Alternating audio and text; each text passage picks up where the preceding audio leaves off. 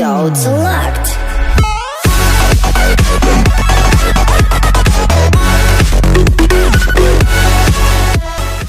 What's going on, Spartans? Welcome back. Today we are doing a Pushing to Champions episode. So as I've said, I've been kind of calmly pushing up and holding at about 3100. So now it's time to get to 32.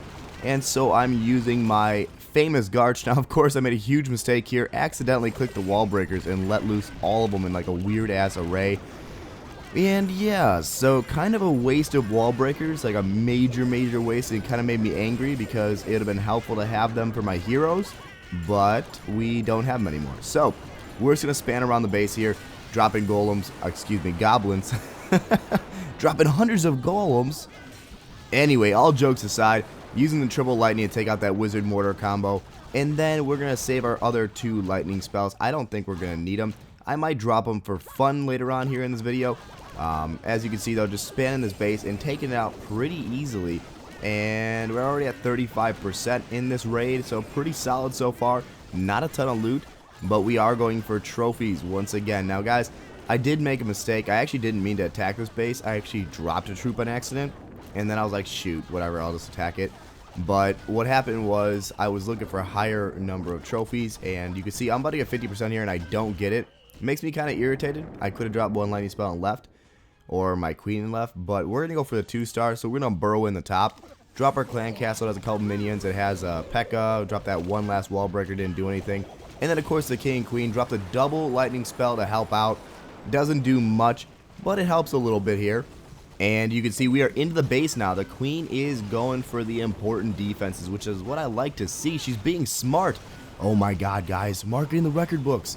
Anyway, what do you guys want to see? I'm going to be doing some cool episodes. I actually will be showing you guys something really cool. I'm playing a new iOS game on my second channel this week, and so I'm going to, actually next week, so I'm going to show it to you guys here first on the Clash Army, and then there'll be a ton of content of it on my King channel. It's called Compass Point West. A lot of other YouTubers actually played it, and it is a fun game. I have played it a little bit, and now I've really enjoyed it.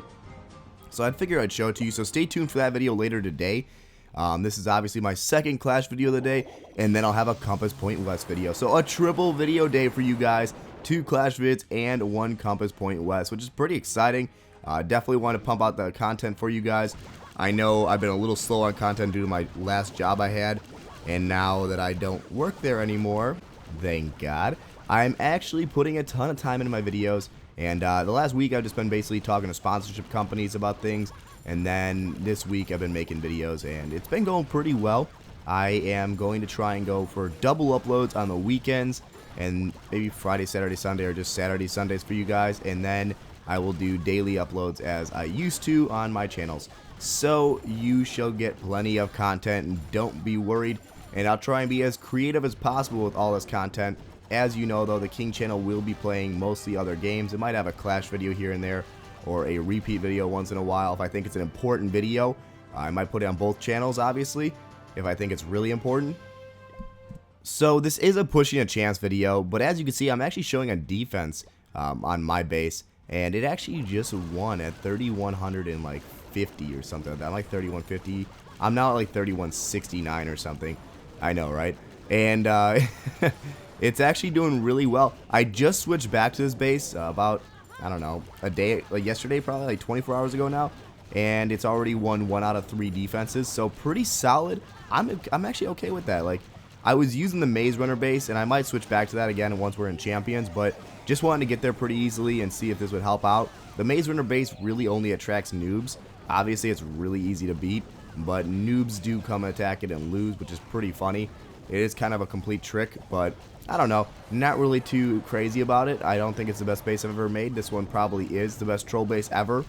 And for those of you who didn't actually get to see the video that I made about this base, you should go ahead and click that eye up in the right hand corner of the screen.